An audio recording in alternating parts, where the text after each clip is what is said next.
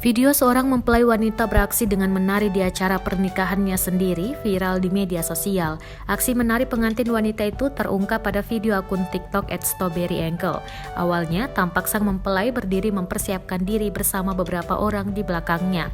Tak lama kemudian, ketika musik dimainkan, si pengantin wanita langsung menunjukkan cover dance lagu yang dipopulerkan oleh boyband asal Korea NCT berjudul Kick It. Meskipun busana pernikahannya cukup panjang, sang mempelai wanita tetap menari dengan lihai. Hingga saat ini videonya telah ditonton lebih dari 34 juta orang. Sosok mempelai wanita itu pun menuai pujian dari warganet. Dikonfirmasi Tribunnews.com, sosok pengantin wanita tersebut bernama asli Ameliana Vega, 20 tahun atau dipanggil Amel, asal Bandung, Jawa Barat. Aksinya menari cover dance itu diunggah oleh akun TikTok milik temannya. Wanita asal Bandung itu menggelar pernikahan pada 17 Oktober 2021.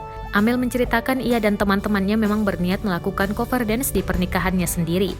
Awalnya dia hanya berencana cover dance lagu milik personil Blackpink Lisa yang berjudul La Liza.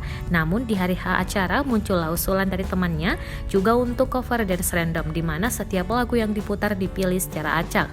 Saat ia menampilkan cover dance-nya, kata Amel, tamu yang hadir ikut antusias melihat aksinya.